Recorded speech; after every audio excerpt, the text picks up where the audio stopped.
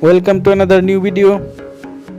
In this video you will see Roblox Voice Chat tutorial without ID. Please follow complete the process.